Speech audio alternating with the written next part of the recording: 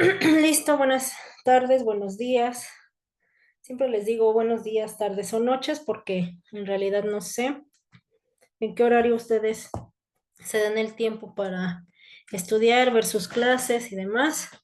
Y pues bueno, en el momento que sea, creo que es bastante enriquecedor cuando uno tiene toda la intención de querer ser un profesional, un profesionista. Y evidentemente, pues yo como psicóloga me da mucho más gusto todavía que sea una formación en psicología. ¿Sale? Entonces, pues bueno, vamos a dar continuidad a el módulo de psicología clínica. La vez anterior yo les decía que pues dábamos inicio con los antecedentes, con los principales exponentes y demás. La psicología es un área muy amplia, ajá, pero es muy importante siempre conocer el origen, aunque para todos no lo sea, bueno, pues es parte de. Ahorita con lo que vamos a ver en este módulo concierne a la evaluación y el diagnóstico, toda la entrevista clínica, instrumentos, y vamos a terminar con los modelos y las diferentes críticas que existen hacia, hacia ellos como tal. La vez pasada nos quedamos en el inicio de la entrevista clínica, si mal no recuerdo, vimos apenas la exploración psicológica y patológica. El módulo como tal es evaluación y diagnóstico clínico. Lo primero que vimos que fue la exploración psicológica y psicopatológica es referente a el inicio de una buena evaluación y el diagnóstico. Deja de decirles que paso a paso, como conforme va avanzando la práctica, o sea, es muy importante la teoría, pero conforme va habiendo práctica en todo este sentido, se va simplificando el trabajo. Ajá, se va teniendo este es el primer acercamiento que probablemente tengan todos ustedes para la psicología clínica y todo lo que tiene que ver con una evaluación, diagnóstico, intervención, pero les aseguro que cuando se adentran en esto y comienzan a tener ya la práctica, la experiencia, se va viendo más simplificado, ajá, pero no por eso pierde todo lo importante que es como llevar el expediente y demás, ¿no? Entonces ahorita vamos a continuar con la entrevista clínica. Ya vimos el inicio que fue la exploración, lo que fue, déjenme regreso un poquito, ajá, el psicopatograma, ¿sí? Aquí está, los formatos de psicopatograma y lo que incluye esta revisión. Ajá, hay algunos que no conocen como el nombre técnico, solo saben cómo se realiza, pero es este. Este es diferente a un familiograma, ya en su momento lo van a integrar en un expediente, pero sí quise hacer la diferencia ahorita, ¿no? El familiograma ya va más en otra parte del expediente, que va todos los antecedentes familiares, número de hijo y todas esas situaciones. ¿Sale? Bueno, entonces, pues, ¿qué es la entrevista clínica? Es un primer paso fundamental entre el terapeuta y el paciente. A través de ella se obtiene información relevante sobre el tipo de caso, terapia y tratamiento a seguir. Es el medio a través del cual se obtienen datos significativos y aclaratorios a la hora de realizar un diagnóstico psicológico clínico o neuropsicológico. Además de la información recabada, permite definir el tipo de tratamiento que el paciente necesita, así como tomar las decisiones y juicios clínicos oportunos. Por tanto, a través de la entrevista clínica se pretende llegar a los siguientes objetivos. Primero, obtener un diagnóstico o juicio clínico, conocer a la persona, crear y mantener la relación interpersonal, comprometer al paciente en el tratamiento, respetar el tiempo, responder a las expectativas del paciente. En esta entrevista clínica, cuando se trata de conocer a la persona, es también para empaparte de todo el antecedente que te pueda funcionar para la intervención del caso. Al comprometer al paciente en el tratamiento, recordemos que muchas, el 100%, casi casi, de las intervenciones van a tener un resultado óptimo cuando hay un compromiso con él. Ajá, podemos nosotros ser los mejores terapeutas, tener las mejores herramientas, todo, en todos los modelos y técnicas que sean pertinentes, pero si no hay un compromiso terapéutico del mismo paciente, no va a funcionar. Quizá por eso tantas bromas, tantas cosas que, ¿cuántos psicólogos se necesitan para cambiar una llanta, ¿no? Algo así, y que dicen solo que ella quiera. A esto es a lo que se refiere. Ajá, pero es importante que se tenga claro que es desde la entrevista, inicial. En la mayoría de las ocasiones, la entrevista clínica se establece durante las primeras tomas de contacto entre terapeuta-paciente, donde, además de obtener información significativa, se crean los primeros lazos y vínculos que afianzarán el trabajo posterior. Por eso, durante la realización de dicha entrevista, se deberá crear un clima de confianza, calidez y apertura que favorezca la comunicación interpersonal desde las primeras tomas del contacto. Sí depende muchísimo también de nosotros de empezar a generar esa confianza, de empezar a romper el hielo, le llaman el rapport, ajá, para que podamos tener los resultados que nosotros necesitamos y con base a eso poder tener un éxito en el tratamiento psicológico. A través de esta comunicación interactiva que se establece tanto a nivel verbal como no verbal, se abordarán emociones, sensaciones y pensamientos que el terapeuta ha de saber gestionar a fin de esclarecer las necesidades del paciente y poder así conceptualizar el caso. Es por ello que durante el proceso debe procurarse conseguir una atmósfera relajante que permita el diálogo franco, fructífero y por consiguiente una comunicación abierta. Asimismo, se debe mantener una actitud profesional y racional, minimizando manifestaciones e interpretaciones simplemente emocionales y buscando avanzar en la conversación con un sentido práctico. El cuidar todos estos aspectos es fundamental. De lo contrario, se puede crear un ambiente de desconfianza o tenso si las partes no consiguen intercambiar sus primeras palabras de forma confiada y abierta. Ajá, cuando hablamos de una atmósfera relajante y un buen ambiente, hay que saber elegir también el lugar de intervención. Si bien para muchos resulta obvio que tiene que ser en un consultorio como tal, hay ocasiones en las que dadas las circunstancias, no se permite como tal, el consultorio no está en un ambiente mm, apropiado.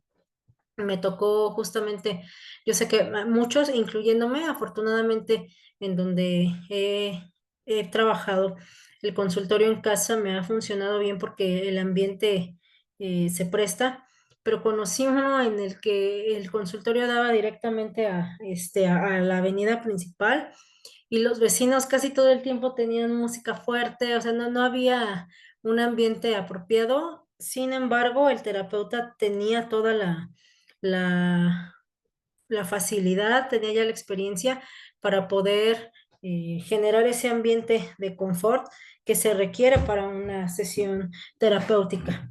Es evidente que dentro de la práctica, nosotros como seres humanos dejamos fuera todos nuestros prejuicios, todo lo que nosotros de manera personal sentimos, pensamos, todos los juicios, ajá, porque vamos a hacer una intervención. Aquí dentro del área de la psicología clínica, lo que yo pienso, lo que yo siento, queda fuera. Queda fuera porque deja de ser entonces una práctica profesional. Y aquí lo dice claramente, si el ambiente no se produce apropiado desde la primera sesión, no va a haber un clic, no va a haber esa confianza y entonces el proceso se puede echar a perder. De momento.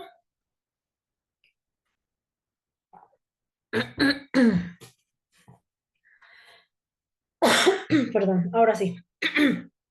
Para la realización de una adecuada entrevista clínica hay que tener en cuenta, el primer paso es establecer el objetivo de la entrevista, en la que el entrevistado sepa desde el comienzo cómo será el funcionamiento de la misma, así como el objetivo que se pretende seguir. O sea, hay que explicarle claramente cuál es el objetivo para que tenga la claridad y saber contestar lo que se requiere y poder obtener la información que se necesita.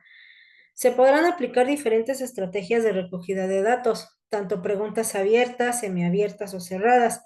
Asimismo, se podrán aplicar instrumentos de evaluación, escalas, cuestionarios, autorregistros o cualquier otro mecanismo que favorezca la recogida e interpretación de la información. El entrevistador mantendrá una conducta de empatía y escucha activa adecuados, con un nivel de diálogo facilitador y abierto, a fin de que el paciente pueda exponer la información con claridad y sin limitaciones. Se deberá ofrecer el tiempo necesario para la respuesta de cada pregunta, tratando de que el entrevistador tenga un papel secundario, de tal manera que no influya en la respuesta del paciente ni restrinja la información que éste puede aportar. Funciona mucho cuando tú le das esa confianza, ¿no? Decirle, ¿sabes qué? Mi presencia es solamente para guiarte, yo voy a respetar el tiempo que se requiera. Hay veces que precisamente por esta situación la entrevista clínica no se termina siempre en la primera sesión. Repito, esto ya va a ir dependiendo de cada uno de nosotros, de las herramientas y las formaciones que nosotros tengamos para poder determinar en qué momento y cuánto tiempo duramos para hacer este paso. Obviamente no nos lo podemos saltar, pero sí para empezar a generar nuestros espacios y que el paciente se sienta cómodo al poder responder y tener nosotros la información que necesitamos.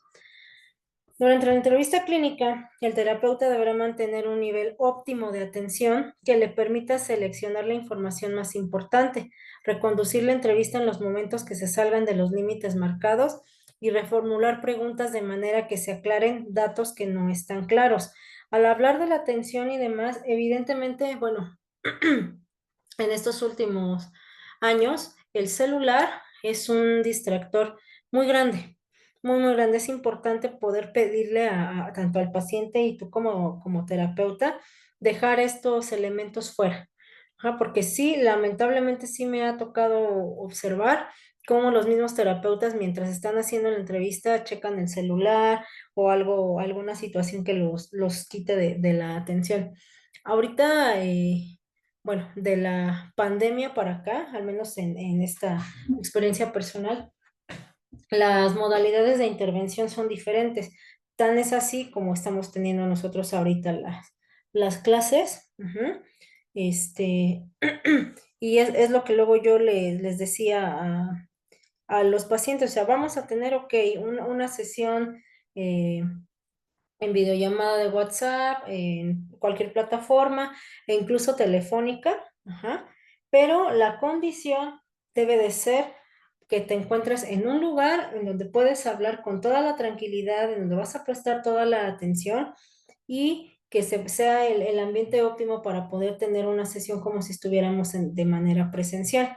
Para muchos no puede ser tan funcional y demás, pero en realidad cuando aprendes a utilizar todos los elementos y las técnicas, funciona, incluso en la telefónica. Si bien ahí no siempre podemos, más bien no podemos observar cuáles son los gestos y todo lo que el usuario o cliente, paciente, como le quieran llamar, está realizando en ese momento, desarrollamos la habilidad de escucha.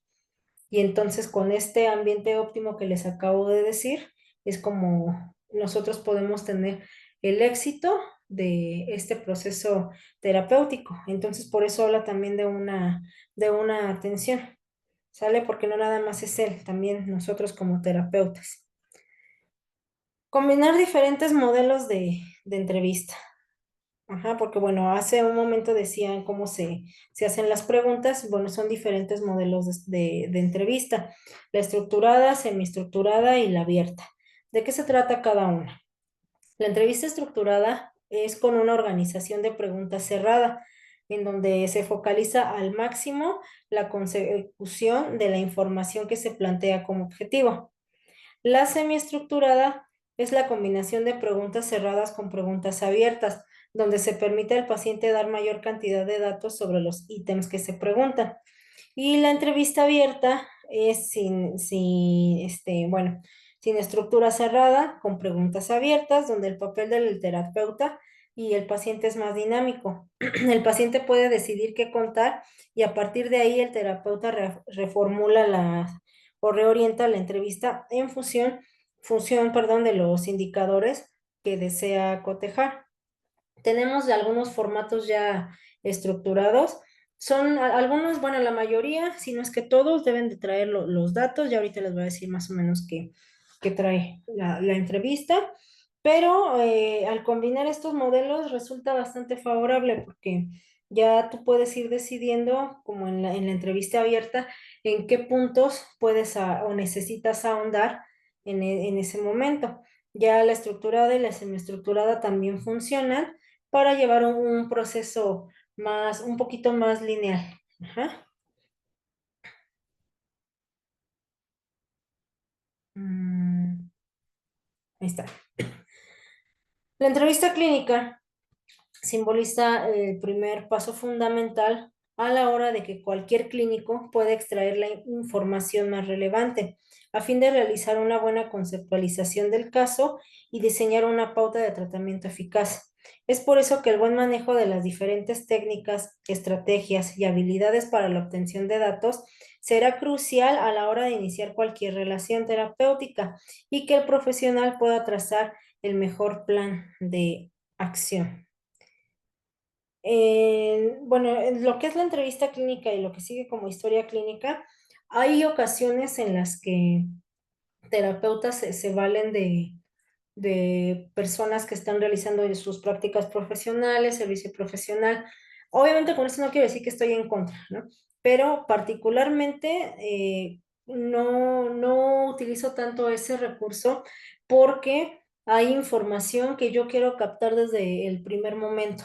Se da mucho luego en los centros de rehabilitación, repito, les hago mucho énfasis en eso porque es lo más reciente en lo que he estado, digo, desde ya tiene muchos años que yo me dedico a esto en particular, pero en las instituciones así hacen eso, ¿no? Empiezan alguien más a generar la entrevista clínica. En dado caso que por alguna situación de tiempo o de la misma estructura del lugar en donde vas a laborar y demás tenga que hacerse así, te recomiendo siempre darle una leída y en tu primer contacto que tengas con el paciente, poder nuevamente, no es trabajo doble, pero es como lo que te haga más ruido, poder eh, con él checar la información, cotejarla. Ujú. Eso es en cuanto a la entrevista clínica. La recopilación de datos, ya les dije que es estructurada, semiestructurada o abierta.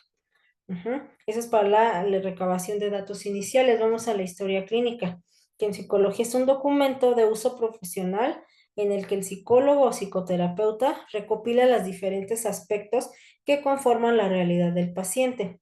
A su vez, esta información de carácter confidencial es una base para el psicodiagnóstico y la elaboración de los objetivos que corresponden a conformar el plan de intervención. En tanto, estos datos son recolectados desde la primera entrevista completándose a lo largo de las sesiones, que es lo que les estaba mencionando hace un momento. Es muy, pero muy, muy común ver que un paciente sienta dudas respecto a las notas que se están tomando el profesional y cuál es la razón por la que recoge tal cantidad de datos. A pesar de que ciertas personas puedan sentir recelo, llenar una historia clínica es fundamental para el proceso de evaluación psicológica. Por eso es que les decía al inicio que es bastante importante que nosotros podamos darle a conocer al paciente de primera entrada qué es lo que se van a hacer. Se le dice, ¿no? Precisamente para no provocar este recelo o una mala interpretación, mejorar la comunicación. ¿Sabes qué? Tú vas a ver que yo voy a realizar algunas notas, voy a recabar alguna información. Esto es meramente confidencial, o sea, de explicarles paso a paso todo el proceso que tú estás llevando a cabo.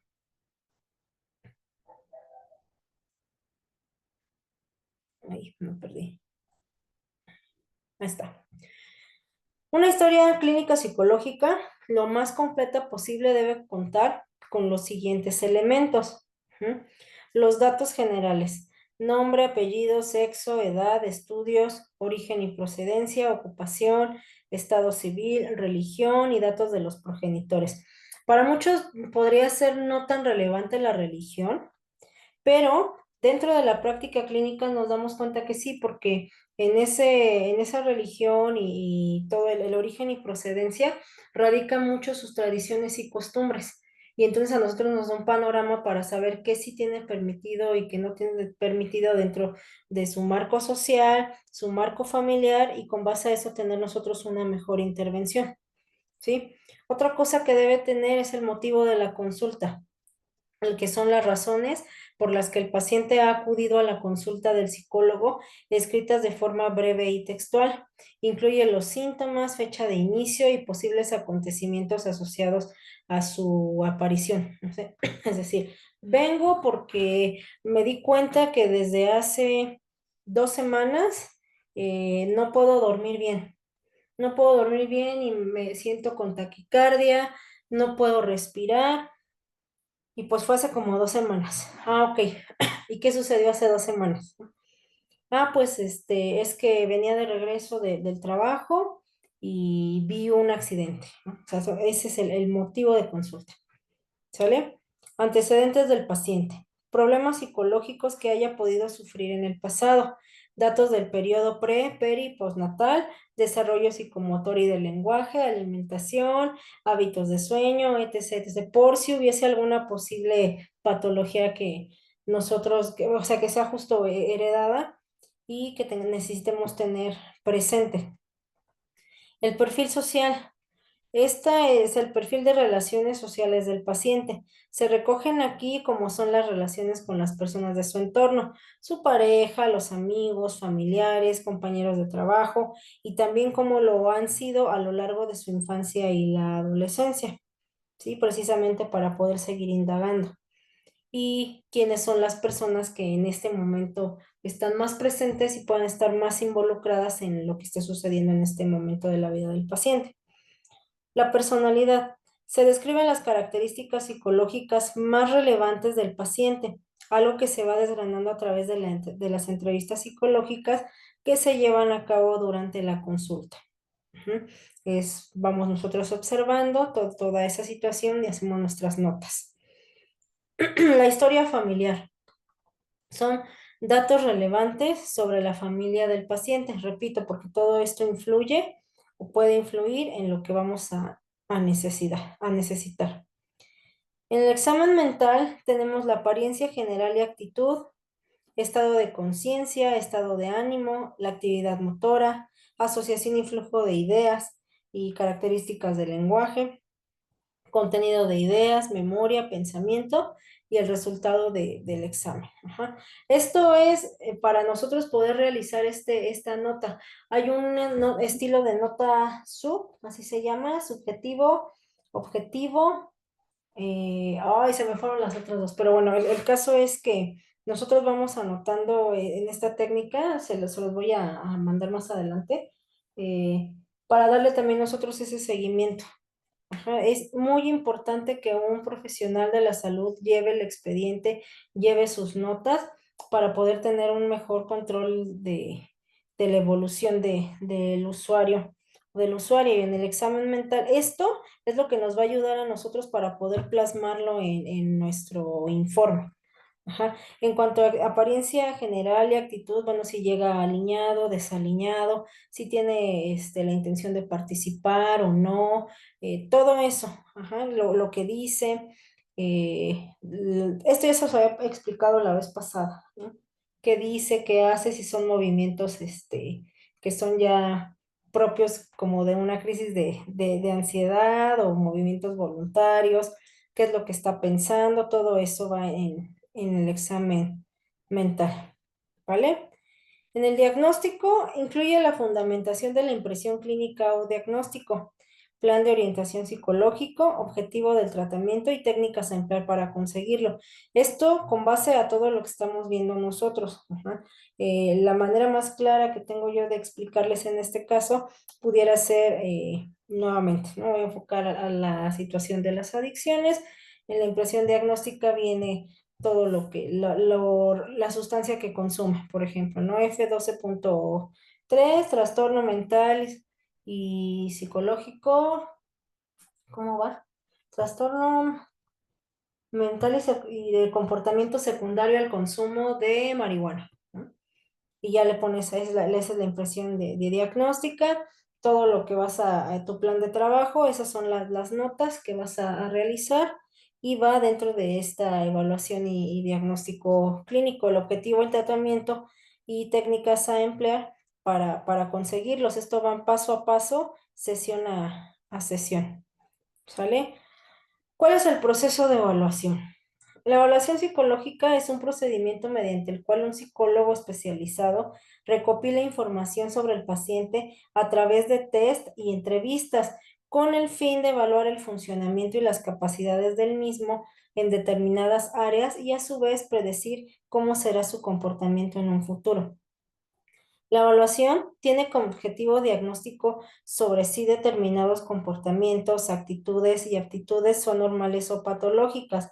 Por medio de entrevistas y de la realización de pruebas psicodiagnósticas, se obtiene la información necesaria para que un experto lo analice, posteriormente realice una valoración. Todo esto les menciono que es una batería de pruebas, no es solamente agarrar mi formato que tengo de entrevista clínica en donde vienen todos esos datos, los antecedentes y ya. No, o sea, se incluye una batería completa que tú vas a determinar. No vienen algunos exámenes ya más que son los estandarizados, como las pruebas como el mini mental para la depresión de Beck, ansiedad, las pruebas proyectivas como el HTP, ya les estaré explicando de qué se trata, la persona bajo la lluvia. Todos estos son baterías de pruebas que se incluyen dentro de la evaluación y el diagnóstico clínico. Es una evaluación se debe dedicar el tiempo y con detenimiento para poder dar también la calificación y la interpretación y podamos tener esa intervención. Ajá. A lo mejor me adelanto quizá en algunas cosas que les voy mencionando, pero conforme lo voy viendo se los voy comentando y ya nosotros vamos reestructurando. Como lo que menciona aquí, ¿en qué consiste? La evaluación psicológica se realiza mediante entrevista, test psicométricos, registros y observaciones. Entrevistas y test psicométricos. Ahí se recopila información del paciente de diferentes aspectos de su vida, analizando por un lado los propios de la entrevista y por otro la actitud que muestra dicha persona, la forma de hablar, el tono, el orden de su discurso. Hay quien te puede decir que sí está plenamente dispuesto a tener ese proceso psicológico, pero su lenguaje corporal te está diciendo otra cosa, ¿no? En los registros y observaciones. Son datos que el especialista en psicología saca a raíz de las preguntas realizadas en la entrevista. Los registros son las herramientas que emplea el especialista para recopilar la información. Esto es útil a la hora de preparar la intervención de psicoterapia, lo que les estaba mencionando. ¿Por qué se realiza? Bueno, pues se realiza para que el paciente mejore el conocimiento sobre sí mismo, favoreciendo así la forma de decisiones del mismo respecto a la vida laboral, familiar, social y de pareja, sí, para que pueda mejorar su calidad de vida en realidad. La preparación para la evaluación psicológica. Es recomendable que el paciente acuda a una sesión previa a la evaluación con el psicólogo para tener una primera toma de contacto con él.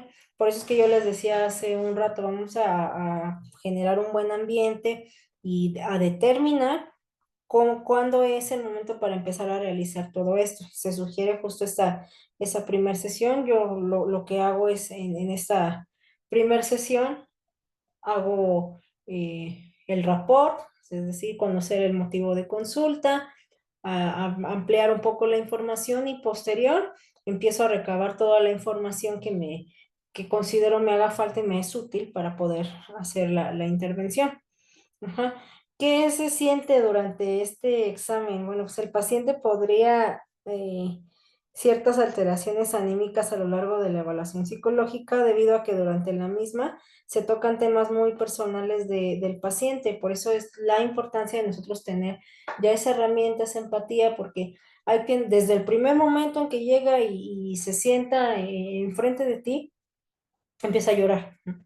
Se desborda en llanto o puede estar bastante molesto y está en un vaivén de emociones precisamente por los temas que se van tocando paso a paso y entonces somos nosotros los que vamos a dar la pauta y todo el proceso para encauzar y tener la dirección hacia dónde nos vamos a dirigir con este proceso terapéutico. ¿Ok? Vamos a los instrumentos del diagnóstico clínico. Según García Montalvo, es un instrumento de evaluación psicológica, es todo aquello que el evaluador puede utilizar como legítima fuente, ajá, de datos acerca de un sujeto. En este sentido, un instrumento puede equipararse al vocablo técnica.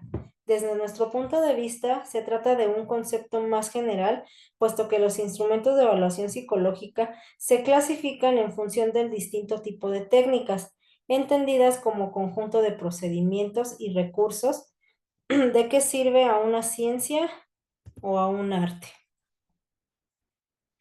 Muchas veces se utiliza indistintivamente, indistintamente un instrumento, técnica o test, pero no son iguales. Los instrumentos o técnicas pueden ser procedimientos no cuantificados ni tipificados, como por ejemplo la entrevista. ¿Por qué me refiero a la entrevista?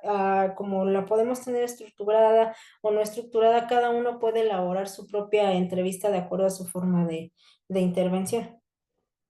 Ya los test son un instrumento sistemático y tipificado que compara la conducta de dos o más personas. Sin embargo, a cualquier instrumento o técnica de evaluación psicológica se le denomina erróneamente test psicológico. O sea, ya les hablo de la entrevista. El que sí está como tipificado puede ser, por ejemplo, ese que les acabo de mencionar, la escala de depresión de Beck. Es así. Pero no todas las técnicas o instrumentos son test, puesto que para hacerlo precisan estar estandarizados y tipificados. Por el contrario, los test sí les podemos denominar instrumentos de evaluación psicológica. Según Cohen y Schwerdick, la prueba es un dispositivo o procedimiento de medición diseñado para medir variables relacionadas con la psicología, por ejemplo, la inteligencia, la personalidad.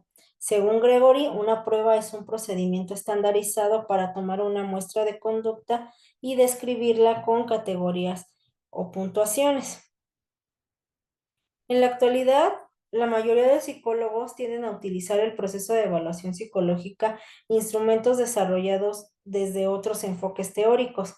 Las técnicas de evaluación psicológica también pueden clasificarse en función de su aplicación a lo largo del proceso de evaluación psicológica. A medida que avanza el proceso, se seleccionan distintos tipos de instrumentos. Fernández Ballesteros define el autoinforme como mensaje verbal que un sujeto emite sobre cualquier tipo de manifestación propia.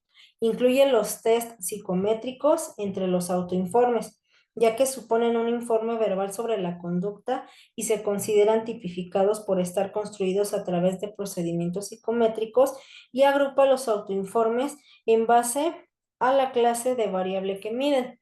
Por ejemplo, está la que mide los rasgos, dimensiones o factores de personalidad como el MMPI. Los estados como el STAI es un cuestionario de ansiedad, rasgo y estado. Los repertorios clínicos conductuales que informan sobre la conducta motora, cognitiva y fisiológica, consideradas como muestras y no como rasgos intrapsíquicos. Están los repertorios, procesos y estructuras cognitivas, que se trata de autoinformes sobre creencias, atribuciones, automensajes o autoinstrucciones que se da al sujeto frente a la situación problema en la que se encuentra o también autoinformes sobre el funcionamiento motivacional del sujeto.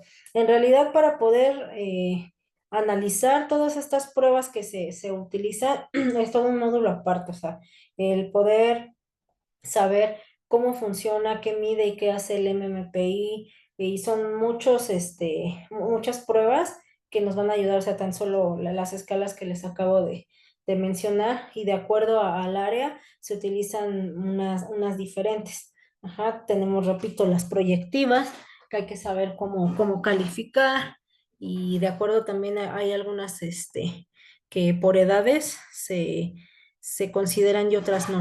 ¿Ok? Las características básicas de clasificación de las técnicas de evaluación psicológica son, según Gregory, las siguientes: procedimientos estandarizados y no estandarizados. Una prueba está estandarizada cuando tiene instrucciones fijas para su aplicación y calificación y se aplica a un grupo representativo de la población para quienes está especialmente dirigido. En ellas se proporcionan normas o estándares. Las puntuaciones obtenidas se interpretan comparándolas con la de la muestra de estandarización. Aquí se puede aplicar en grupo. Los test estandarizados son pruebas referidas a la norma. Los procedimientos no estandarizados no poseen normas y por tanto no necesita comparar al individuo particular con un grupo de referencia. Su objetivo es determinar la posición del sujeto evaluado con respecto a los objetivos. Los no estandarizados no son pruebas referidas al criterio. Ajá, o sea, en el estandarizado tenemos de tal a tal, por ejemplo, ¿no? Ese que les acabo de mencionar. Si tú sacas una puntuación de 0 a 5, se me ocurre, porque no tengo el estándar a la mano. De 0 a 5, depresión leve. De 5 a 10, moderada. De 10 a 12, en exceso, ¿no? Ya más tipificado, algo así es el estandarizado. O sea, van con esas variables. Y el estandarizado, no estandarizado, no. No hay con qué poderlo como comparar, solamente es con respecto al objetivo que se requiere. Ujú. Las pruebas individuales o grupales. Ajá. Es un instrumento individual, solo se aplica a un sujeto, mientras que las pruebas grupales pueden aplicarse simultáneamente a varios sujetos. Esto no quiere decir que no podamos hacerlo en algún momento algo individual en grupal. Lo que les decía, hay veces que por optimización de tiempo te da la oportunidad de poder responder algún test individual, pero lo colocas en grupo. Ya tú decides qué estrategia utilizar para que no influya la presencia de alguien más para tu resultado. Ajá, aunque tu calificación vaya a ser evidentemente en individual. Pruebas referidas a la norma o a criterio. Ajá. En la prueba referida a la norma, la puntuación de cada sujeto se interpreta con referencia a una muestra de estandarización, mientras que las pruebas referidas al criterio no necesitan de la comparación con el grupo de referencia, que es lo que ya les había dicho, sino determinar la posición de cada sujeto con respecto a un criterio. El centro de atención se coloca en aquello que el examinado puede hacer. Las pruebas referidas al criterio identifican el dominio o la falta del mismo sujeto en relación con conductas específicas. La elección de las herramientas psicológicas más adecuadas depende de qué se quiere evaluar, para qué y quién o quiénes van a ser evaluados. Debemos elegir aquellas pruebas que respondan a las necesidades específicas de la evaluación que vayamos a realizar y que poseen la mayor fiabilidad y validez. Sin embargo, en muchas ocasiones dispondremos de más de una prueba con buenas calidades psicométricas que evalúan un mismo constructo y debimos elegir entre una de ellas, lo que les decía, ¿no? La batería de pruebas que nosotros vamos a utilizar, hay que checar a qué población está dirigida y qué es lo que nosotros necesitamos encontrar para con base a eso poder decidir qué es lo que vamos a elegir. Aquí vamos a verlo, ¿no? ¿Cómo lo elegimos? Lo primero que debemos hacer es lo primero. Saber cuáles son las pruebas de inteligencia estandarizadas que son aquellas que tienen instrucciones específicas para su aplicación y calificación. Ujú. Elegir aquellas que posean unos adecuados criterios de calidad, es decir, la fiabilidad y la validez, o confiabilidad, como le llaman. Seleccionar aquellos instrumentos que puedan aplicarse a la edad del sujeto o sujetos que queremos evaluar. Ajá. Aquí arriba a lo mejor puede haber un poco de confusión porque nos habla de pruebas de inteligencia estandarizadas. Repito, esto es de acuerdo a lo que nosotros vamos a evaluar. Hay evaluaciones en los niños, por ejemplo, cuando son más psicopedagógicas, en las que a veces sí nos indican que necesitamos evaluar con un test de inteligencia, con el WISC, que es el de los niños, y para los adultos el WISE. Repito, si es una prueba bastante amplia, que incluso se necesitan varias sesiones para poder aplicarla y con base a eso sacar el coeficiente intelectual, bla, bla, bla. Pero por eso es que hago mención, ¿no? Yo les mencionaba, estamos en una parte de evaluación y diagnóstico clínico y de la selección de lo que vamos a utilizar. Depende, precisamente, hago énfasis otra vez, aquí dice a qué sujetos vamos a evaluar, qué queremos encontrar y para qué lo necesitamos. Ujú. Seleccionar un instrumento de administración individual o grupal según sea nuestro caso, teniendo en cuenta además otros aspectos como el tiempo de aplicación, formato de prueba y el objetivo que se pretende evaluar, ¿sale? Para poder hacer con claridad la elección de qué es. O sea, lo que yo les estoy enseñando ahorita con relación a la evaluación y diagnóstico en clínica, se refiere al inicio en cuestión individual, pero esto también se aplica en cuestión grupal y porque se lleva un seguimiento, ¿no? De acuerdo a lo que se vaya a requerir, es el procedimiento que se lleva a hacer, pero sí o sí son los elementos básicos que debe de llevar esta evaluación clínica. Una vez elegida la prueba o las pruebas, es imprescindible que el evaluador haga lo siguiente. Primero, se familiarice con la prueba. No podemos nosotros llegar a hacer algo que no conocemos. Prepare adecuadamente el lugar en donde se va a aplicar, cree un ambiente y un rapport adecuados y prepare los materiales necesarios. Esto también habla de nosotros una preparación profesional.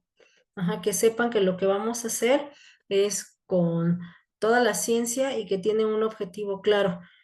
Por eso es importante que el evaluador esté muy familiarizado con la prueba, porque hay veces en las que ni siquiera él mismo conoce de qué se trata. Ajá, a eso es a lo que me refería hace un rato cuando les decía que hay ocasiones en las que a mí no me gusta que alguien más aplique las pruebas por mí.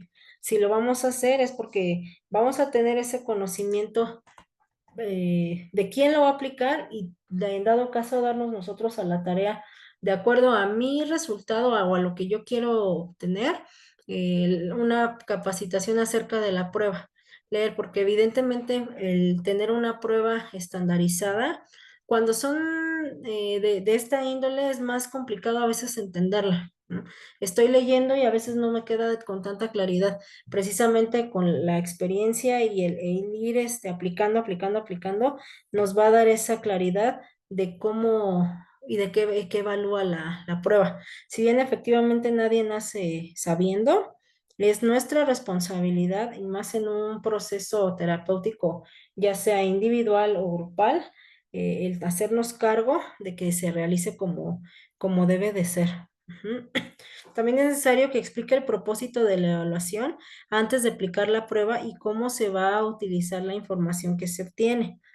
Si, siga estrictamente las normas de aplicación, corrija las pruebas siguiendo los pasos que se indican en el manual, que la mayoría de las pruebas así tienen ese manual. Incluso las que no son estandarizadas o que no, que son más abiertas como las proyectivas, tienen el manual de interpretación, o sea, ahí está. Cumpla con las obligaciones éticas y deontológicas antes de iniciar la evaluación, solicitando el consentimiento del propio sujeto o su representante legal y clarificando quiénes van a tener acceso a esa información que ya se tiene. ¿no? Evidentemente toda información para nosotros es meramente confidencial y en dado caso de trabajar en una institución, solamente los que conciernen al departamento, al área médica, es los que van a tener acceso a la información y única y exclusivamente con el objetivo de poder mejorar la calidad de vida del usuario. Bueno, en técnicas y estrategias con relación a la evaluación y diagnóstico clínico. Tenemos primero la entrevista clínica. Estas, que ya les expliqué, se basan en una sólida relación entre el profesional y el individuo evaluado y permiten tener información detallada sobre la historia personal, emocional y conductual. Las pruebas estandarizadas, ya les hablé también de ello. Estas son como cuestionarios o escalas, evalúan rasgos específicos como la ansiedad, la depresión o la inteligencia y son útiles para medir constructos psicológicos. La observación directa implica observar el comportamiento del individuo en situaciones naturales o controladas. Ayuda a comprender cómo se desenvuelve en su entorno. Esto como técnica y estrategia de evaluación. En observación directa hay una técnica que se le llama etnografía, en donde el evaluador, el psicólogo, el profesional de la salud se va a insertar un rato al medio ambiente, o ajá, pues sí, por decirlo así, la situación natural en donde el individuo o el grupo a evaluar se desarrollan, precisamente para tener mayor conocimiento de cómo son sus tradiciones, cómo son sus costumbres. De igual manera es científico, pero no está como estandarizado como en el de arriba, no voy a aplicar una prueba de inteligencia. La observación directa es una herramienta muy útil para este tipo para todo tipo de procedimientos. La evaluación psicofisiológica. Esta se centra en las respuestas fisiológicas como la frecuencia cardíaca o la actividad cerebral ante estímulos psicológicos. Eh, Podríamos poner, por ejemplo, el polígrafo, ¿no? Que lo van calibrando y demás, aunque hay veces en las que para muchos dicen que no puede fallar, yo difiero un poquito, pero bueno, es un ejemplo que se puede compartir para la evaluación psicofisiológica. Las técnicas objetivas y subjetivas. Las primeras incluyen pruebas de personalidad y habilidades cognitivas, mientras que las segundas se basan en la percepción subjetiva del individuo, que es, al hablar de personalidad y habilidades cognitivas, podemos hablar de las proyectivas, por supuesto. Ah, no, a las proyectivas vienen abajo, sí. Estas pruebas son como el Rorschach o el TAT, exploran aspectos inconscientes y emocionales a través de respuestas a estímulos ambiguos. Ajá. Es el test de Rorschach y el TAT son, si es que todavía no lo conocen, son cartas bueno, imágenes que le vas presentando al individuo y estos ya te dan algún tipo de respuesta que tú vas registrando. Ajá, la otra proyectiva, por eso es que me confundí un poco, porque en el subjetivo eh, va esta parte de la proyectiva en donde se realiza los dibujos. Ujú. Con los dibujos ahí en las proyectivas definitivamente no hay pierde. ¿No? En las estandarizadas hay ocasiones en las que el usuario o el paciente, cliente, como le quieran ver, puede manipular todavía un poco sus respuestas porque la estás haciendo como más consciente. Ujú. Por eso es importante complementar con esto que les estoy diciendo. En la proyectiva no. En la proyectiva, o sea, proyección es proyección y va a salir, ya sea por el trazo, por la letra, por la historia, siempre, por más que quieran manipular, en proyectiva siempre va a reflejar algo. Y más cuando son de este tipo que les acabo de decir, el Rorschach y el TAT son las tarjetas que presentan y se va haciendo un registro. Me llevaría mucho tiempo tratando de explicarles, o más bien explicarles cuáles son y cómo funcionan.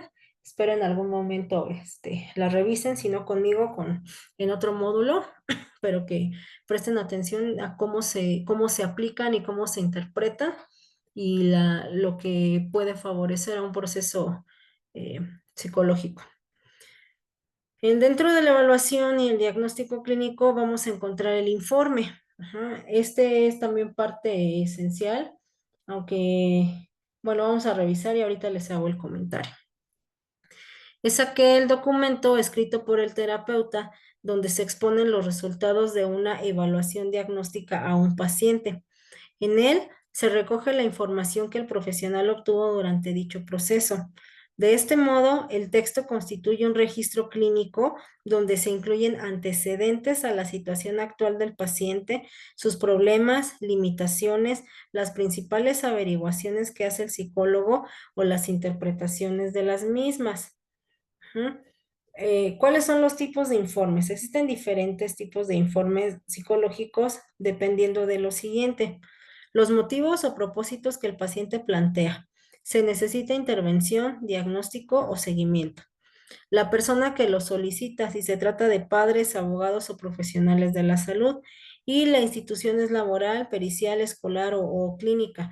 Al final, por eso es muy importante todo el proceso que te acabo de explicar de manera previa, porque vas a colocar en el informe clínico lo que te acabo de mencionar.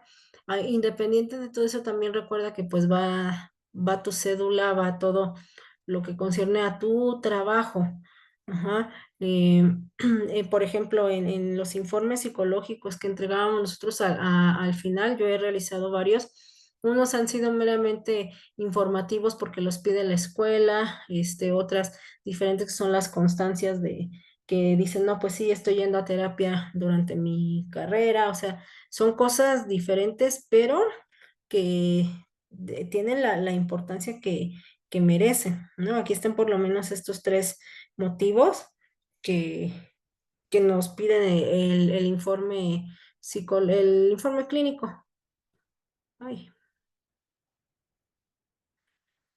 El principal objetivo que persigue la elaboración de informes psicológicos es ofrecer una información detallada acerca de una persona y situación concreta, ya que incluye datos fiables que sirven de guía y ayuda a entender la conducta de este y sus problemas. ¿Cómo se hace un informe psicológico? Bueno, primero recoge principalmente los siguientes datos. Primero, bueno, si ustedes se meten a investigar, hay diferentes formatos, igual en la historia clínica, por eso es que no les coloqué ninguno aquí porque varía, repito, la variación es de acuerdo a lo que van necesitando, de acuerdo a las instituciones, pero los generales siempre van lo que ya les dije. Y ahorita en este informe, ¿qué va? Datos de identificación del terapeuta. Ajá. Recoger quién está al mando de la intervención e incluir el número de colegiado, es a lo que me refiero con la cédula profesional. Tengan mucho cuidado cuando alguien les entregue un informe que no esté firmado con cédula profesional, entonces no se llevó el tratamiento apropiado, porque eso es bien importante en un informe. Ajá, los datos del terapeuta y que lo busquen precisamente y dijo, a lo mejor no sé, ¿no? Está fuera de contexto lo que les voy a decir, pero es importante para mí que revisen cuando reciben ustedes un informe de colega a colega o para alguna situación que vayan a realizar, que sí revisen bien esta parte, porque hay ocasiones en los que lamentablemente los que realizan el informe ponen una cédula profesional que no corresponde. Ajá. Y en todos los ámbitos, ya me tocó en algún momento llevar a mi perro al médico veterinario, me firma con su cédula y cuando la buscas en profesiones resulta que es la cédula de un contador, ¿no? Entonces, evidentemente, si se trata ahorita de que nosotros tenemos esta responsabilidad de la vida humana, es básico que podamos hacer el mínimo este trabajo bien y tener bien identificado el número de cédula, búsquenlo para que el tratamiento tenga, bueno, ustedes tengan la seguridad y la certeza de que quien los está atendiendo efectivamente es un psicólogo o un terapeuta eh, que conoce de la materia, ¿sale? Datos de identificación del paciente. El informe debe incluir los datos personales dada la redundancia de la persona usuaria, para hacer el registro que serán de utilidad en caso de intervenciones multidisciplinares. Anamnesis e identificación de objetivos. Se recomienda que incluya un resumen donde se recoja la demanda del paciente y los objetivos que pretende alcanzar con la terapia. Esto permite facilitar luego la evaluación del tratamiento que se ha llevado a cabo. Ajá, igual para esto hay algunos formatos que ya están predeterminados. El procedimiento.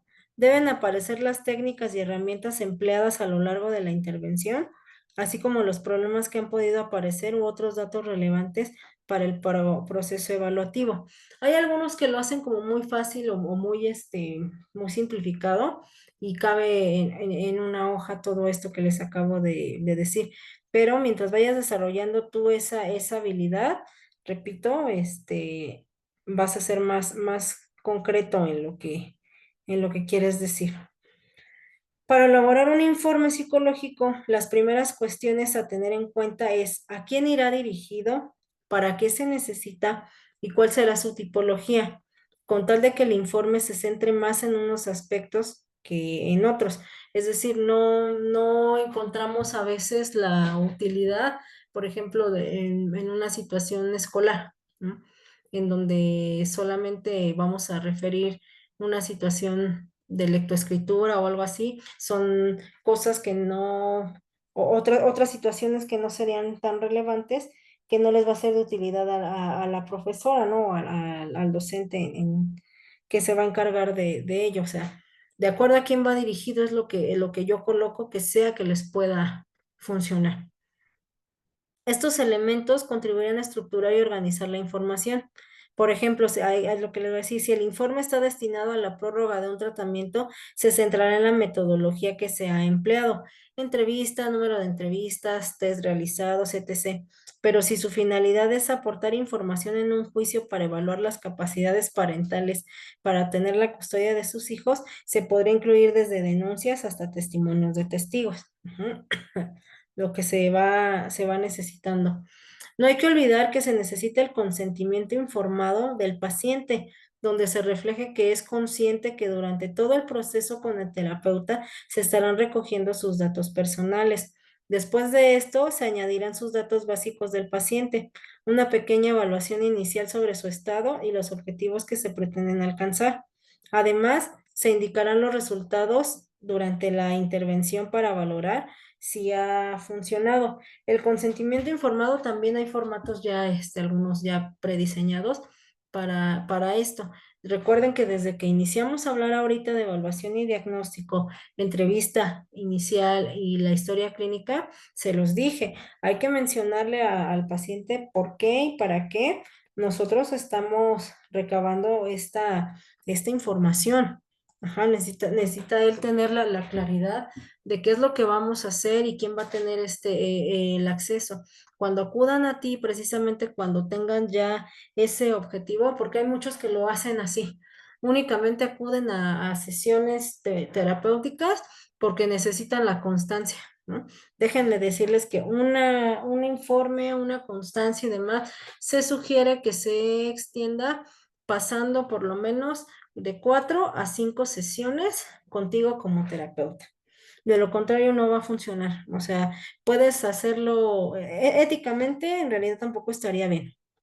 No, eso ya lo veremos más adelante, pero cada quien determina. Tú no puedes expedir una constancia, un informe con tan solo 1 o 2 sesiones, por todo esto que te acabo de mencionar, que implica toda la evaluación, todo lo que vas a intervenir, tu plan de trabajo. Ajá, entonces es importante que tú se los menciones y que no puedes hacerlo de esa manera porque infringen una ley para ti y aparte no va a ser funcional. Y recordando el punto importante que te mencioné hace un ratito, en el informe y todo va tu cédula. Solamente tú sabes cuánto quieres exponer tu práctica con un informe como este nada más dado porque sí. ¿Sale?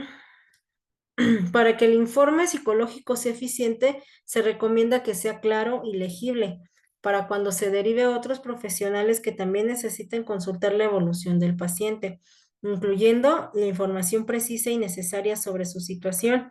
y además debe ser completamente objetivo para que el sesgo del profesional no influya en la dirección que pueda tomar la terapia.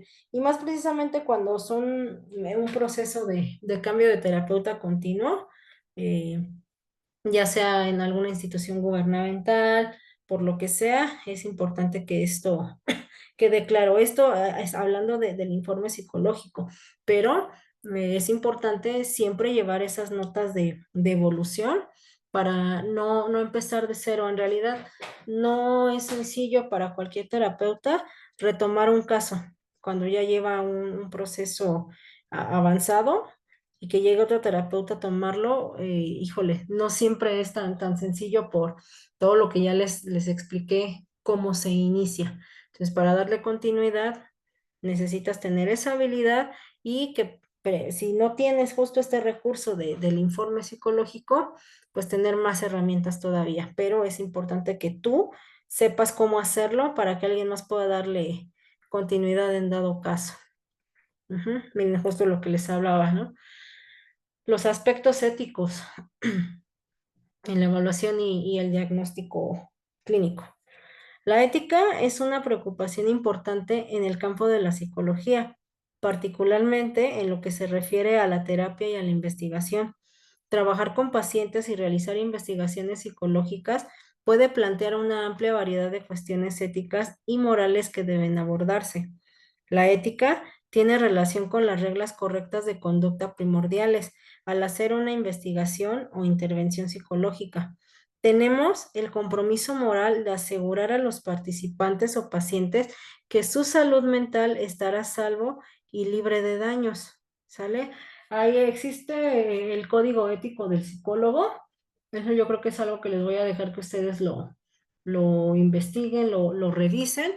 Eh, es un compendio pequeño, o sea, tampoco es una Biblia, pero sí es importante que lo revisen para que sepan cómo es el ejercicio de nuestra profesión. Ujú. Es de vital importancia para garantizar la protección y bienestar de los pacientes en todo momento. Es un pilar fundamental en la práctica psicológica, ya que esta disciplina implica trabajar con seres humanos y sus problemáticas, lo que conlleva una gran responsabilidad y sensibilidad.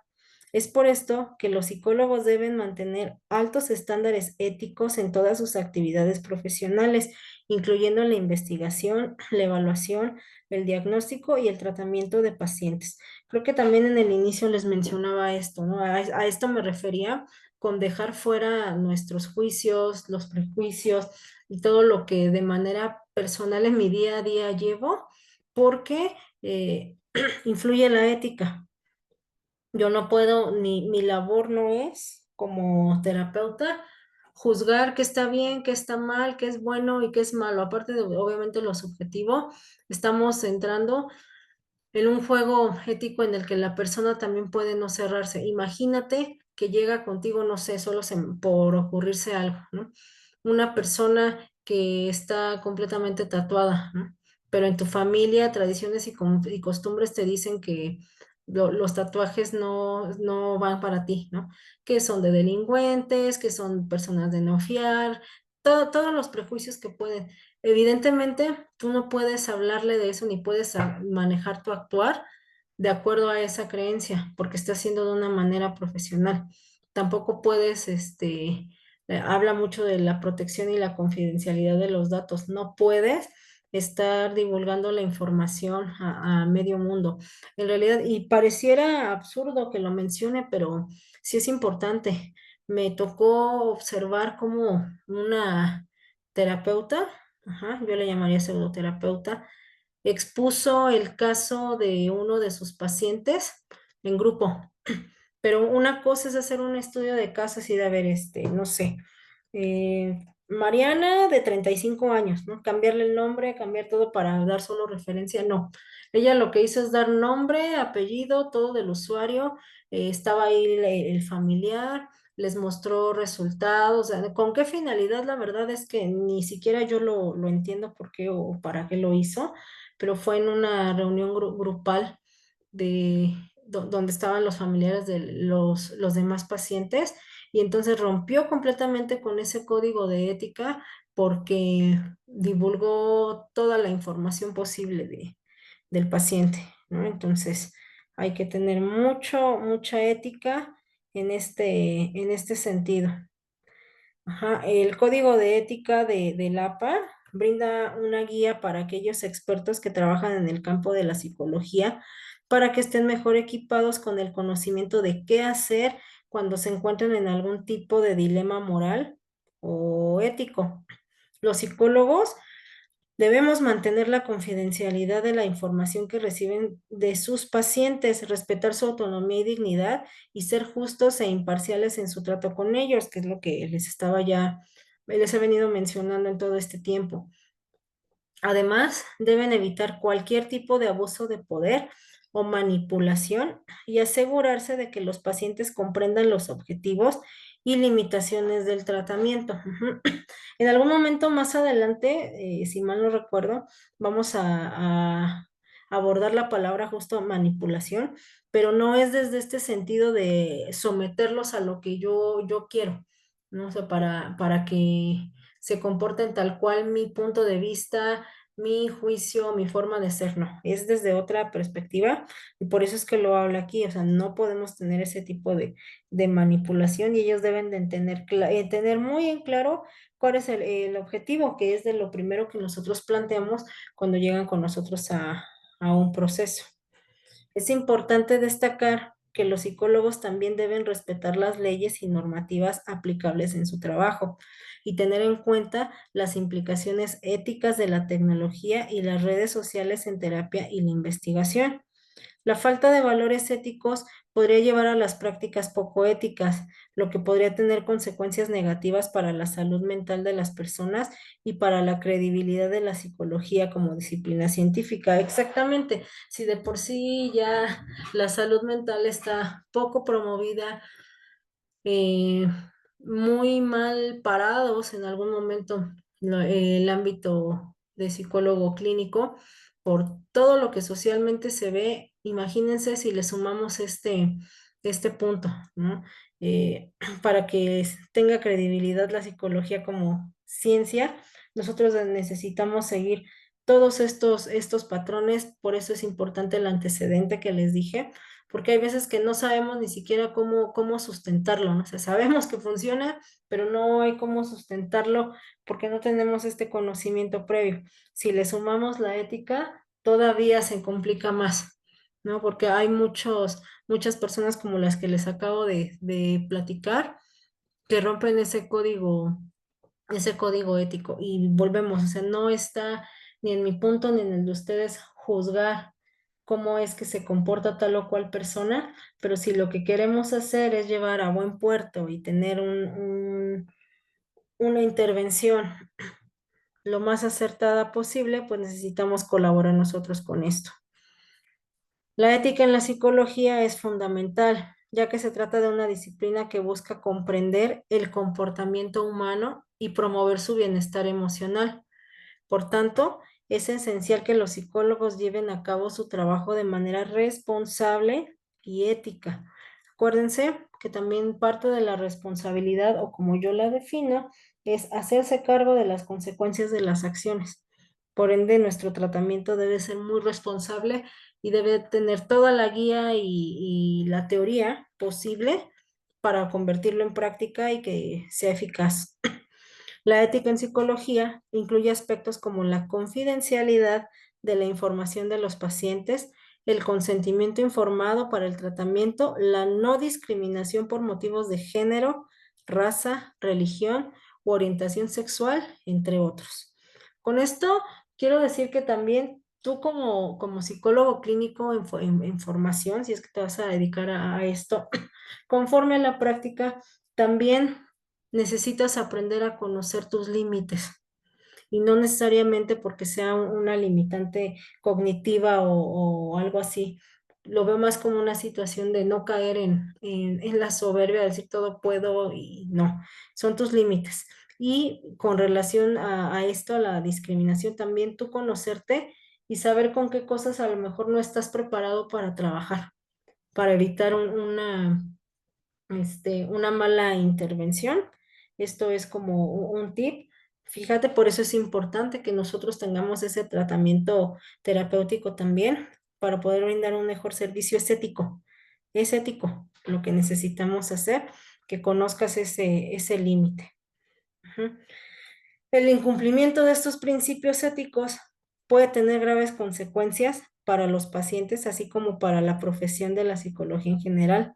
De ahí la importancia de seguir un código ético estricto. La ética es fundamental en la psicología, ya que se trata de una disciplina que implica la interacción con personas vulnerables y la gestión de información confidencial. Es necesario garantizar que los profesionales de la psicología actúen siempre en el mejor interés del paciente-cliente y respeten su dignidad y derechos. Cuando habla de personas vulnerables y demás, incluso habemos personas que hemos trabajado con gente que está en la cárcel o incluso en la centro de rehabilitación, cosas así que son de mucho cuidado. Eso también es ser vulnerable, porque la condición de no tener libertad también los ponen en vulnerabilidad. Ujú. La ética en la psicología se define por lo siguiente: el respeto a la autonomía del paciente-cliente, es decir, su capacidad para tomar decisiones informadas y libres sobre su tratamiento. La no maleficencia, que implica evitar dañar al paciente o cliente.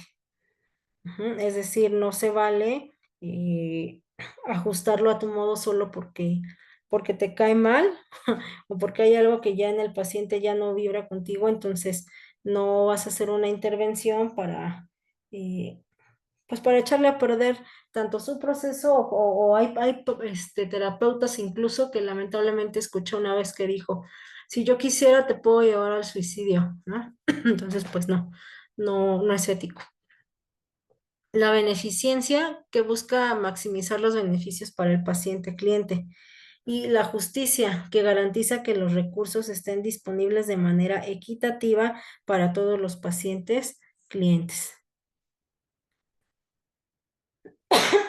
La violación de los principios éticos puede conducir a graves consecuencias legales y personales, como la pérdida de la licencia profesional, acciones legales y daño a la reputación personal. Por eso es que les mencionaba hace un rato con relación a los informes. Créanme que se van a encontrar en la práctica muchas personas que van a llegar principalmente a eso, ¿no? Así de, oye, ¿sabes qué? Mira, la verdad es que tengo una demanda, me acabo de divorciar, estoy en la custodia de mis hijos y quiero apelar a que mi ex está loca, o que los maltrata o algo así. Aviéntate, ¿no? Y te manipulan a los niños para que te digan cosas y todo, y no, si tú no haces todo este proceso que se requiere para poder dar un informe, eh, puedes perder todo esto. O sea, hay quien de verdad por dinero lo hace y se total, pero no, por eso también existen los peritos en psicología que se encuentran ya dentro del ámbito del MP y todo eso, pero habemos algunos que somos externos que sí nos han pedido que realicemos algún tipo de informe. Yo lo único que hago es eso, justo mencionar el informe de qué fecha, a qué fecha estuvo en terapia conmigo, el motivo de consulta, o sea, lo que les dije que lleva esto y se acabó. Si se requiere algo más, ya necesitamos analizar bien el caso por justamente la cuestión de los principios éticos y lo que les he dicho hasta ahorita. En el contexto de la psicología, los valores éticos son especialmente importantes en la relación entre el psicólogo y el paciente. El psicólogo debe mantener la confidencialidad de la información que se comparte en la terapia, respetar la autonomía del paciente y no ejercer ningún tipo de discriminación. También debe tener un compromiso con la honestidad, la integridad y la responsabilidad de su trabajo. Si bien cada terapeuta paciente establece un tipo de trabajo, un tipo de comunicación, lo que sí no está ya justo permitido es la discriminación o pues en una palabra, ¿no? Querer sobresalir o querer humillar a tu paciente, porque también hay quien se ha quejado de eso, ¿no? O sea, me, me dicen, es que sabes que mi terapeuta anterior me humillaba, me hacía juegos mentales que me hacían sentir mal, o sea, cosas así. que, que a veces no se tiene como ese cuidado.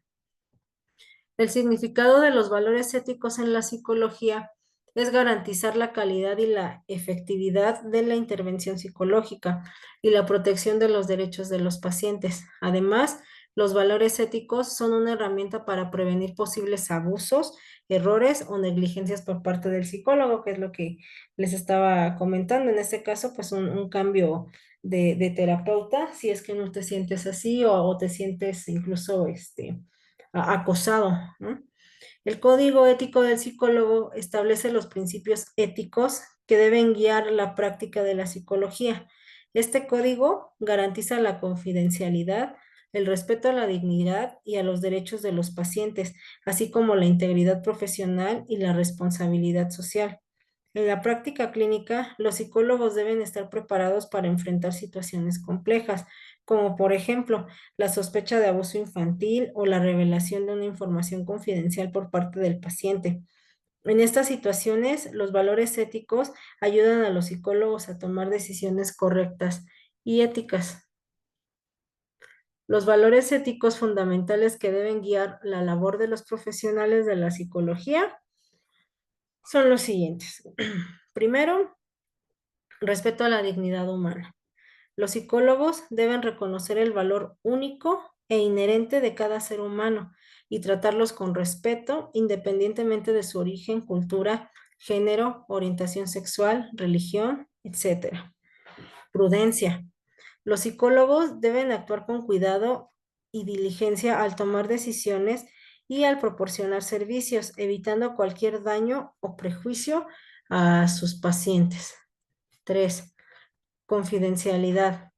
Los psicólogos deben proteger la privacidad de sus pacientes, manteniendo la confidencialidad de la información que se les ha confiado en el transcurso de su trabajo, que es lo que les platiqué hace un ratito. Integridad. Los psicólogos deben actuar de manera honesta y ética en todas las áreas de su trabajo, evitar conflictos de interés y ser transparentes en sus prácticas. 5. Competencia profesional. Los psicólogos deben mantenerse actualizados en su conocimiento y habilidades y ofrecer solo los servicios para los que están debidamente capacitados. Hace un rato fue lo que les mencioné cuando les hablaba de la no discriminación. Les decía que también necesitamos saber nuestros límites. A esto me refiero con la competencia profesional. Ajá. Solo para lo que estamos debidamente capacitados. ¿Sale? O sea, que hay quien dice que puede intervenir en todos los ámbitos. Puede que sí, porque la formación en psicología, como ya lo vimos, es bastante amplia, pero tienes una especialidad, tienes un área de oportunidad de desarrollo. Y entonces, si tú quieres abarcar todo, va a ser más complicado y necesitas saber hasta dónde sí y hasta dónde no. Es más ético decir, ¿sabes qué? De esto sí yo no me hago cargo, yo no es que no tenga la capacidad o no sepa hacerlo, sino mi área de desarrollo es otra. Te puedo ayudar más, por ejemplo, en mi caso, ¿no? Yo puedo intervenir mejor con adultos que con niños. Sé hacerlo, puedo hacerlo, sé cómo se hace, pero todo mi trayecto ya profesional ha sido enfocada al área clínica, pero en adultos. Ajá, y es bastante ético y mejor con un resultado que sepas cuál es tu competencia profesional a querer abarcar absolutamente todo. ¿Sale? Y bueno, tratamientos recomendados.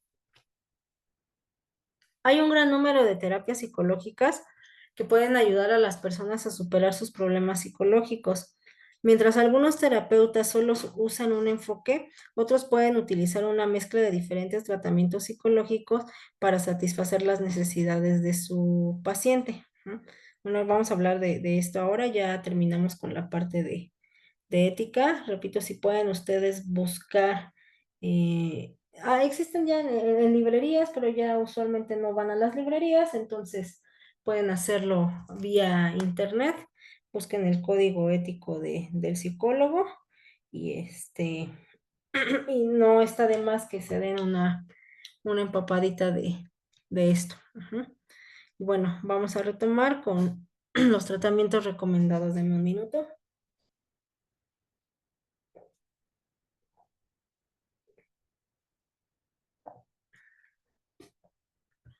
Listo. Bueno, sin embargo, a pesar de la diversidad de ofertas terapéuticas, no todas las formas de psicoterapia han demostrado ser igualmente eficaces. Algunas cuentan con muchas más evidencia empírica a su favor, extraída de años de investigación sobre los efectos que tienen sobre los pacientes. No todas las psicoterapias son iguales, eso hay que tenerlo bastante claro. La gran mayoría de la población asocia la figura del psicólogo a una persona que apunta en una libreta todo lo que un paciente le cuenta mientras está sentado en un diván. Es como lo más común que tienen como imagen del psicólogo. Sin embargo, la psicoterapia no es solo escuchar a una persona y darle un consejo. Si un terapeuta a ti te dice, llegas y te dice, te voy a dar un consejo, huye porque no es un terapeuta. Los consejos no los damos los psicoterapeutas, sin el afán de sonar despectiva ni demás, pero si tú quieres un consejo, vete a tomar un café con un amigo, una amiga, con un familiar cercano y además nosotros los psicoterapeutas tenemos una formación. Ajá, aquí lo dicen, ¿no? Un psicoterapeuta es un profesional de la salud mental con una sólida formación tanto teórica como práctica y está especializado en el área cognitiva, que es el pensamiento, afectiva, las emociones y comportamental, la conducta, que es lo que les decía hace un rato. Y por eso se torna un tanto complicado a veces nuestro trabajo, porque podemos medir, pero es algo que no voy a palpar. Ajá, o sea, no puedo ir, se escucha chistoso a veces, ¿no? Pero no puedo ir a la tienda a pedir 3 pesos de autoestima, o sea, no puedo, no, no hay manera, no se puede trabajar así. Por eso es muy importante cuando van a elegir un terapeuta, ajá, que sepan que en efecto se dedica a eso, que tiene la formación y que no van a ir a darle un consejo. En el mundo de la psicología coexisten muchas teorías y perspectivas de una aplicación, perdón, de aplicación terapéutica. Aquí, bueno, en este módulo yo le puse artículo, podemos ver los tipos de psicoterapia más eficaces y teniendo en cuenta que la eficacia tiene que ver con la utilidad de cada una de ellas a la hora de tratar trastornos específicos. Y obviamente no hay terapias que sirvan para todo. ¿Cuáles serían? Vamos a revisar algunas. La primera, la teoría cognitivo-conductual. Esta es una de las terapias psicológicas que más se usan en la actualidad. Este modelo terapéutico pertenece a lo que se conoce como segunda generación de las terapias de la conducta. Ajá, y se caracteriza porque considera que los patrones anormales de conducta tienen su origen en la existencia de una serie de esquemas y procesos de pensamientos distorsionados y disfuncionales que junto a los patrones de conducta aprendidos causan un gran sufrimiento en el paciente. Acuérdense que hablar de sufrimiento no necesariamente tiene que ser porque se esté desgarrando las vestiduras, ¿no? O que lo vean tirado o llorando, o sea, no. El sufrimiento es subjetivo, lo mencionan así, pero podríamos modificar quizá la palabra sufrimiento por ese malestar, ¿no? Hay quien sí ya cae justo en ese punto, ¿no? En la terapia cognitivo-cognitual, lo que les decía es la base de muchas de las ramas terapéuticas que vamos a revisar. Ya lo habíamos empezado nosotros a ver. En concreto, desde esta propuesta se entiende que para generar cambios terapéuticos es necesario intervenir tanto en los hábitos y rutinas observables como en los esquemas de pensamiento que dan forma a nuestra manera de interpretar las cosas y de plantearnos objetivos. Así pues, el objetivo de este tipo de terapia es modificar las creencias, pensamientos y hábitos disfuncionales con una serie de técnicas cognitivas y conductuales. Por ejemplo, el entrenamiento en habilidades sociales, las técnicas expositivas, el modelado a la reestructuración cognitiva, entre otros. Así es como va funcionando la terapia cognitivo-conductual. ¿Sale? Bueno, está la terapia cognitivo basada en mindfulness. Bueno, si anteriormente he dicho que la terapia cognitivo-conductual pertenecía al grupo de terapias llamadas de segunda generación, este tipo de terapia, por sus siglas en inglés, se considera, bueno, aquí están las siglas en inglés, MBST, terapia cognitiva basada en mindfulness, se considera una terapia de tercera generación. Estas terapias se centran en el diálogo y el contexto funcional de la persona y buscan la aceptación y la actitud no enjuiciadora como manera de mejorar la salud emocional de las personas. Esta terapia fue desarrollada por Sindel Segal, Mark Williams y John Tesdell como un programa de 8 semanas para prevención de recaídas en pacientes con depresión, el estrés emocional y la ansiedad. Combina ejercicios de meditación y atención plena con el aprendizaje de habilidades de la terapia cognitiva, como la detección e interrupción de patrones desadaptativos de pensamiento que llevan a sufrir depresión o ansiedad. Otro tipo de terapia es la dialéctica conductual. Esta aproximación terapéutica pertenece a la categoría de las terapias cognitivo-conductuales y fue diseñada específicamente para intervenir en casos de trastorno límite de la personalidad, en cuyo tratamiento se ha mostrado muy eficaz. Combina los elementos del mindfulness con la herramienta de la psicología cognitiva conductual, en las que se basa la mayor parte de esta propuesta y estrategias de la gestión de de la angustia. ¿Ok?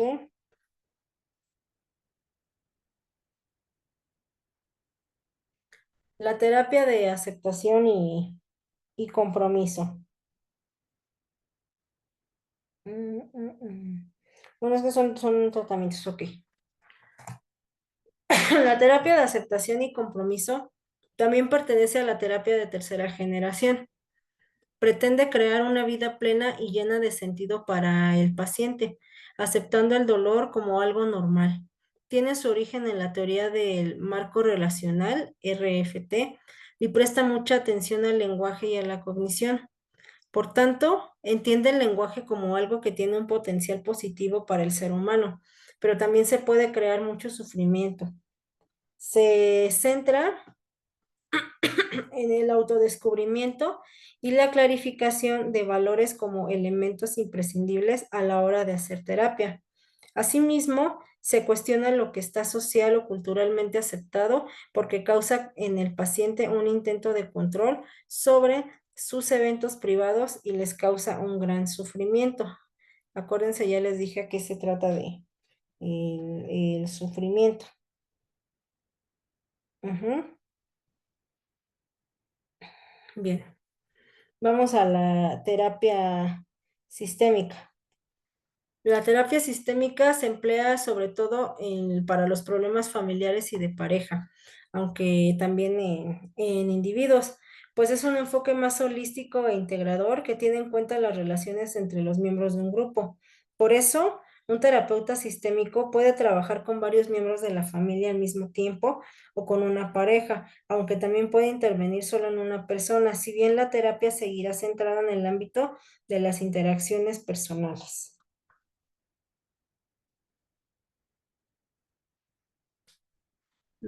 La terapia sistémica es algo que a mí particularmente me llama mucho la atención y es parte de lo que yo hago porque me da la oportunidad de poder trabajar con este grupo. Y como bien dices, se puede trabajar con cualquier integrante, pero no se pierde el objetivo. Fíjense, se centra en las relaciones dentro de la familia y la pareja y observa cómo estos interactúan y cuáles son sus estilos relacionales y sus patrones de comunicación, teniendo en cuenta los distintos sistemas que componen su contexto. Además, se fundamenta en la corriente constructivista, lo cual significa que pone mucho énfasis en la manera en la que se construye significado a partir de experiencias personales. Cuando hablamos de sistema, hablamos de grupos. Y entonces, Esto es lo que para mí lo hace todavía más interesante al ver todos los patrones de comunicación y todo lo que se puede llegar a trabajar y a modificar a través de este tipo de terapia. Hay muchos que no tienen confianza en ello, pero repito, todo tiene una base sólida que nos lleva precisamente a saber que efectivamente es un tipo de terapia bastante útil y funcional. La terapia breve. Bueno, esa surgió gracias a la terapia sistémica en la década de los 70. Fue en esa época cuando esta última comenzó a aplicarse para tratar a un individuo solo, sin que estuviera presente toda la familia. Esta forma de terapia es un modelo breve, simple pero efectivo, que permite que las personas se empoderen frente al cambio gracias a una serie de procedimientos y técnicas. La idea es no emplear unos esfuerzos y un tiempo en algo que podría tener una solución más rápida. Hay muchos que optan por este tipo de terapia para poder tener una solución más rápida. Sin embargo, recordemos que no todas las terapias son útiles y funcionales para una situación en específico. Ajá, la mayoría evidentemente lo que quiere es salir de la situación rápido y se van a un tipo de terapia breve que dura, no sé, desde 2 a 7 sesiones. Al menos en mi estilo de trabajo, que es la terapia sistémica, bueno, más enfocado a eso. Evidentemente, como les dije, no nos casamos con un solo estilo de acuerdo a lo que el usuario necesita, pero me funciona mucho más el otro tipo de terapia con mis pacientes. Está la psicoterapia interpersonal. Este es un modelo terapéutico ideado por Clerman, Weisman y colaboradores y se basa en el análisis crítico de los elementos sociales que influyen en el desarrollo de psicopatologías. Trabaja sobre las conexiones entre los síntomas y los problemas interpersonales actuales, tales como problemas en las relaciones. El foco de atención de esta forma de terapia son las relaciones sociales actuales y cómo las expectativas dentro de estas relaciones pueden estar causando síntomas patológicos en un paciente.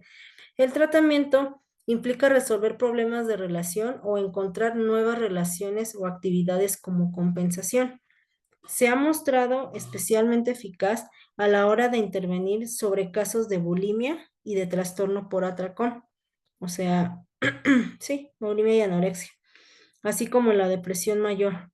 Una variante de esta, llamada terapia interpersonal y del ritmo social, se utiliza para tratar pacientes con trastorno bipolar. Otro tipo es el biofeedback. Técnicamente, el biofeedback no es tanto una forma de psicoterapia como una herramienta utilizada en psicoterapia y que además tiene un uso más amplio. De todas formas, es uno de los recursos más valiosos que pueden utilizar los psicólogos a la hora de intervenir en ciertos problemas. Su aplicación es relativamente simple. ¿En qué consiste?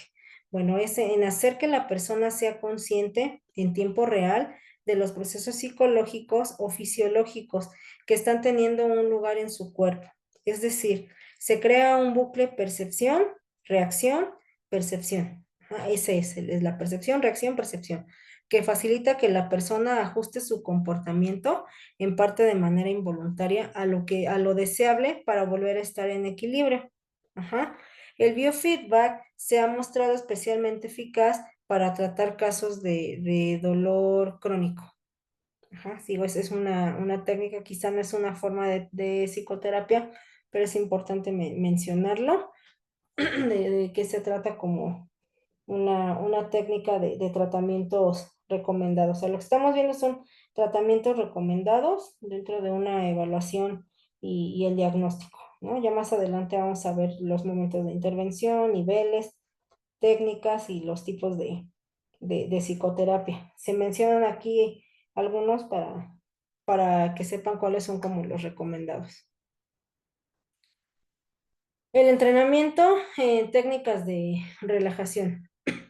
En muchos casos, una buena parte de la utilidad de la psicoterapia depende del modo en que la persona aprenda a gestionar sus emociones. y a regular su estado fisiológico. En este sentido, el entrenamiento a través de las técnicas de relajación es muy versátil, ya que se puede aplicar en casos de dolor crónico, fobias y muchas clases de trastornos de ansiedad. Por otro lado, hay que tener en cuenta que son los problemas de ansiedad, son muy frecuentes y que con gran facilidad son capaces de contribuir a la aparición de otras alteraciones de la salud mental. Así, pues esta herramienta terapéutica puede ser usada para prevenir varias situaciones que desgastarían el bienestar. Ujú. Bueno, está la terapia de reminiscencia. Este tipo de psicoterapia es muy utilizada para tratar casos de demencias y enfermedades neurodegenerativas que afectan a la memoria y se encuentran en las etapas iniciales. Por ejemplo, es muy eficaz en pacientes con enfermedad de Alzheimer, ya que ayuda a frenar los síntomas en el sentido de que ralentiza su avance, porque acuérdense que eso ya no, ya es una enfermedad irreversible. Ujú. Su papel es consolidar el autoconcepto y reforzar los procesos mentales vinculados con la sensación de identidad propia, estimular el lenguaje, mejorar la autoestima. ¿Ok? Eso es con relación a la evaluación y el diagnóstico clínico.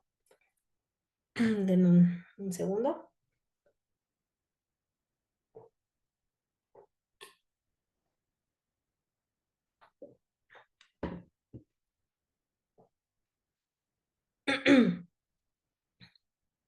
Listo. Esto que les acabo de comentar, repito, son como los tratamientos recomendados, aquí lo mencionamos, en cuanto a la intervención clínica. Es importante, muy, muy importante hacer nuevamente el énfasis en que pues no todas las técnicas o todas las terapias son aplicables para todos. Me gustaría que cada uno de ustedes tuvieran la plena conciencia de un trabajo terapéutico. Significa poner todo de ti como terapeuta y también como paciente para que resulte eficaz. Realmente el área de la psicología clínica o la salud mental, como les decía, está poco promovida y también está bastante señalada. Consideran que nosotros los psicólogos vamos a resolverles la vida, vamos a tener un cambio o generar un cambio de 180, no me gusta decir de 360 porque es llegar al mismo punto, pero debemos nosotros saber llevar al paciente, comprometerlo en su proceso y hacerle notar que es él el único responsable que esto funcione. Nosotros tenemos aquí ya las herramientas, tenemos la formación, los vamos guiando para que ellos puedan tener ese resultado favorable. Sin embargo, depende muchísimo de ese compromiso que puedas tener tú como paciente. No se trata de solamente juzgar al profesional, porque a veces es eso, ¿no? Es al revés, el paciente o el usuario quien está juzgando el trabajo del terapeuta. No, es que no me siento bien, es que no me siento bien y es que no me funciona. Y de hecho me ha tocado ya más de una vez que siempre preguntan, ¿no? Cuando vas a tener un proceso terapéutico y cuando no sabes de esto, todavía es así de, oye, estoy buscando psicólogo, ¿no? Ahorita en redes sociales. Pero quiero que tenga la formación cognitivo-conductual, pero quiero que tenga, o sea, todas las especificaciones sin dar oportunidad si quieras saber de qué es lo que tú necesitas. Sé que hay veces en las que por rapidez y por la necesidad requieres una solución rápida, como les mencionaba ahorita quizá en la terapia breve, pero date la oportunidad de dejar trabajar al terapeuta. Ajá. Date tú y dale al terapeuta la oportunidad de trabajar en tu necesidad y tú de trabajar como terapeuta en la necesidad del usuario. Es importante que le menciones todos los posibles cambios que va a tener a su alrededor, porque cuando tomas un proceso de psicoterapia, viene el efecto dominó. Ajá, así le llamo yo. Mueves una ficha y se mueven todos. Y es importante que sepan también, digo, a lo mejor alguien ya más se los había dicho, pero ahorita que estamos viendo esta parte de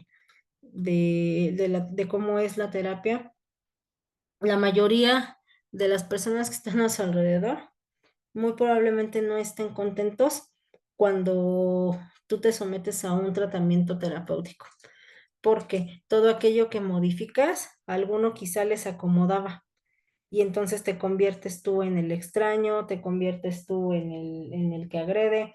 No es tanto, solamente lo que sucede es que estás estableciendo límites. La psicoterapia en cualquier ámbito te va a llevar a buen puerto, en el cual lo primerito que vas a ayudarte a hacer es a tener ese autocuidado. Y el autocuidado para nada es egoísta. Entonces, pues bueno, espero que vaya quedando con mayor claridad cuál es el objetivo de la psicología clínica. Ajá. No solamente es justo el te voy a quitar, te voy a ayudar a que te cures de la anorexia, de la bulimia, de un trastorno de ansiedad. No, o sea, ¿qué llevó? ¿Qué llevó a todo eso? ¿Qué puedes hacer tú como terapeuta con la parte humana que puedas ayudar a reestructurar? Estos 10 que te acabo de mencionar no son como los recomendados, pero aún así, cuando tú ya te adentras en una terapia, salen muchos elementos que de verdad son de bastante utilidad para mejorar la calidad de vida. Yo creo que esa es una parte que me faltó mencionar quizá como objetivo también de la psicología clínica, que es precisamente el poder llevar a buen puerto y a la tranquilidad y la calidad personal que requiere un estilo de vida. ¿Sale? Vamos a iniciar con el otro módulo. Ya casi estamos por terminar este módulo y voy a dejar iniciado el que sigue. Y vamos a hablar acerca de la intervención en la psicología clínica. Ya hablamos de los antecedentes, de todo lo que es eh, las personas o las aportaciones, los principales autores. Hablamos ya de cómo es una exploración psicológica, las entrevistas, la historia, el proceso de evaluación, los instrumentos, que repito, son diferentes que se tienen que utilizar, las técnicas, estrategias. Ajá. Y ahora pues nos vamos a los momentos de intervención. Recuerden ustedes buscar también, son varias cosas que tienen ustedes que investigar para que las vayan acoplando a su forma, a su estilo y su formación, que es la base, bueno, no es la base, el formato de historia clínica, de entrevista inicial, y también vean el código ético. Ujú. Yo creo que va a ser parte de las actividades que van a realizar. Digo, hay algunas que son como muy específicas, pero estas yo se las sugiero para que tengan mayor información, y por si alguna situación no les ha quedado claro, que imagínense, revisar el código ético nos vamos a llevar yo creo que otras 6 horas, ¿no? Entonces, es importante que se los mencione. Bueno, les decía, vamos a iniciar ahora con la intervención en la psicología clínica. Ujú. Y acabo de ver que me acabo de equivocar en la diapositiva, pero se las voy a corregir. En los momentos de intervención, psicológica, son etapas clave en el proceso terapéutico que permiten abordar las necesidades individuales de cada paciente, desde la evaluación inicial hasta el seguimiento y mantenimiento. Cada momento tiene un propósito específico y contribuye al bienestar emocional y mental del individuo. El primer momento de intervención psicológica ocurre durante la evaluación inicial. En esta etapa, el terapeuta recopila información sobre el paciente, su historia personal, sus síntomas y sus objetivos terapéuticos. La evaluación inicial es fundamental para comprender la situación del individuo y determinar el enfoque terapéutico más adecuado para su caso, que fue lo que vimos en el momento de empezar a abordar la entrevista inicial. Ok. ¿Cuáles son los beneficios, no? Permite al terapeuta obtener una visión general del paciente y su problemática. Ayuda a establecer una relación terapéutica sólida basada en la confianza y la empatía. Facilita la identificación de los objetivos terapéuticos y la planificación del tratamiento. O sea, todo lo que acabamos de ver ahorita. Eso es en el primer momento, el primer contacto, o sea, cuando se hace todo el análisis. Digo, ya vi a mi paciente, me sé todos sus datos, ya identifiqué cuál es la parte de que vamos a trabajar y vamos a formar la intervención. Ese es el primer momento. El segundo momento de intervención psicológica se centra en el desarrollo e implementación del plan del tratamiento. Durante esta etapa se utilizan diversas técnicas y enfoques terapéuticos para abordar los problemas específicos del paciente. El terapeuta trabaja junto al individuo para explorar pensamientos, emociones y comportamientos, identificar patrones negativos y promover cambios positivos. ¿Cuáles serían los beneficios de este segundo momento de intervención? Proporciona un espacio seguro y confidencial para explorar y expresar emociones. Ayuda a identificar y desafiar pensamientos y creencias negativas. Promueve el desarrollo de habilidades de afrontamiento y estrategias de afrontamiento saludables. Facilita el crecimiento personal y el empoderamiento del individuo. El tercer momento de intervención psicológica se refiere al seguimiento y mantenimiento del progreso alcanzado durante el tratamiento. Después de completar la fase principal de la terapia, es importante realizar un seguimiento regular para evaluar el mantenimiento de los cambios realizados y abordar cualquier dificultad o recaída que puede surgir. Esto lo podemos notar más, insisto nuevamente, por ejemplo, en un proceso de internamiento, por cualquier situación. En el caso que yo manejo o manejé recientemente, pues en un tratamiento para adicciones. En este tercer momento se realiza posterior a la salida del internamiento, se dan las terapias de seguimiento, se sugiere que sea 15 días posterior a la salida del usuario o de la usuaria, para precisamente saber cuáles son las adversidades con las que ahora se enfrenta, cómo las ha manejado y cuáles son como los posibles riesgos de recaída y demás. Si bien no es en un proceso como tal, entonces de un internamiento, se da también conforme va avanzando el proceso terapéutico. Ya les explicaba en las situaciones anteriores cómo se interviene en cuanto a terapia breve y el número de sesiones. Hay ocasiones que se sugiere de esa manera. Se realiza el plan de trabajo, se realiza el alta, por decirlo de esta manera, y yo lo hago mejor así, ¿no? O sea, se programan las primeras sesiones y después vamos dando el espacio para que puedan ir a trabajar y reforzar lo que se vio en sesiones, ¿no? No es cada semana, sino ya cada 15 cada 20 las sesiones de monitoreo o cuando se da la terapia, ya la cita abierta, por decirlo así, y es un estilo de trabajo diferente. Ajá, pero ese es el tercer momento de intervención, ya cuando estamos solo en el seguimiento. Ujú. ¿Cuáles son los beneficios? Permite evaluar la efectividad del tratamiento y realizar ajustes si es necesario. Brinda apoyo continuo al paciente durante su proceso de recuperación.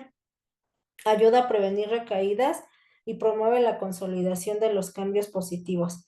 Es importante, creo que en este momento yo mencionarles antes de pasar a cuánto tiempo dura cada momento de la intervención psicológica, el saber que no podemos, o más bien parte del trabajo del terapeuta es hacer que el paciente, el consultante, el cliente, el usuario, como lo quieran llamar, sea y viva de una manera independiente, ¿sí? Que no genere esa ancla o ese vínculo hacia ti y que no pueda tomar ninguna decisión sin consultártela. Porque entonces si algo así sucede, ya el proceso está mal, porque estás generando una dependencia y entonces ya no es saludable. Ajá, por eso es importante que elijas bien cuál es la manera en la que vas a intervenir. Estamos hablando de los momentos de intervención para que ellos también tengan esa oportunidad de vivir libres. Si bien para muchos ya la psicoterapia es un estilo de vida, pero el estilo de vida no dependiente de, es que si no veo a mi terapeuta, si no le hablo, si no le consulto, yo no puedo tomar una decisión. Ahí ya definitivamente el proceso, en una parte del proceso, no, nos perdimos. Está mal. Si eres tú el que está anclado al terapeuta, o cambias de terapeuta o revisa qué está sucediendo. Y si tú eres el terapeuta, ahí algo hiciste una mala intervención, algún ajuste que tengas que hacer para desanclar esta parte.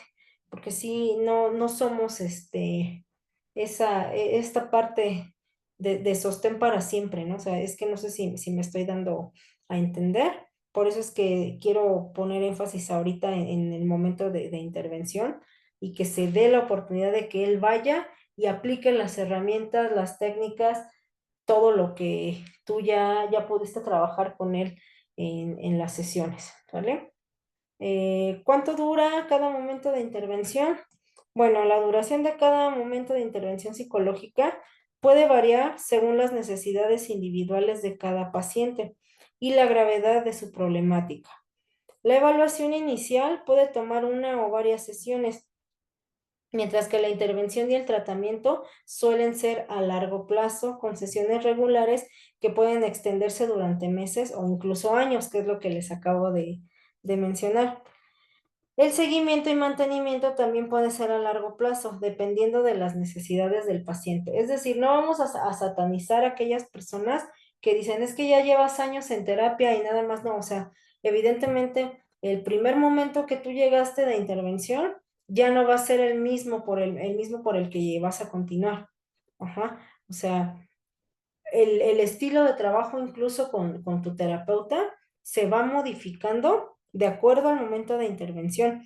Al inicio yo les dije, no nos podemos saltar la evaluación inicial, no nos podemos saltar la entrevista, solamente tenemos que ver en qué momento es acorde para que puedas atrapar y generar ese vínculo con tu paciente. Porque si no, definitivamente hay muchos que lo toman así bastante literal y llegan y, bueno, a ver, vamos a hacer la entrevista inicial y entonces lo único que hacen es tomarte tus generales, tomarte pasatiempos, o sea, la historia clínica como tal, y se te pasa la hora de la sesión y jamás tocaron el punto por el cual en realidad tú vas. Y eso automáticamente para muchos hace que se rompa toda empatía, que se rompa y que se pierda incluso el interés de querer continuar con un proceso terapéutico. Ajá, entonces, es a lo que me refiero con que con la práctica y con pues sí, principalmente con la práctica te vas dando cuenta de cómo es que te es funcional tener cada momento de intervención. Aquí lo menciona, las sesiones regulares se pueden extender durante meses o incluso años, cuando la terapia no es terapia breve, lo que yo les explicaba. Empezamos una vez a la semana. Después cada 15, luego cada 20, cada mes, cada 6 meses, dependiendo lo que se tenga que trabajar y el objetivo que ya también va teniendo claro el paciente para no generar precisamente esa dependencia. Ajá. Y el seguimiento también puede ser algo a largo plazo, depende de las necesidades. Aquí lo podemos como combinar, ¿no? A lo mejor nos vemos durante 3 meses, ajá, y después de esos 3 meses ya vamos a pasar, no vamos a continuar con las sesiones regulares de cada 15 o 20, nos vamos a ir al seguimiento ya directo, ¿no? ¿Sabes qué? Ya no te voy a ver cada 20, nos vemos en 2 meses, ahora. Y así lo vamos haciendo, ¿de acuerdo? A conforme vayamos viendo el proceso de el usuario. Ujú. ¿Qué tipo de terapia se utiliza en la intervención psicológica? Existen diferentes enfoques. Ajá. Bueno, es que vamos con los niveles de intervención ahora. Yo creo que más bien eso, sí, sí lo podemos empezar a ver. Ujú. Los niveles de intervención los vamos a empezar a ver. No creo que los vayamos a terminar, pero vamos a iniciarlos, ¿sale?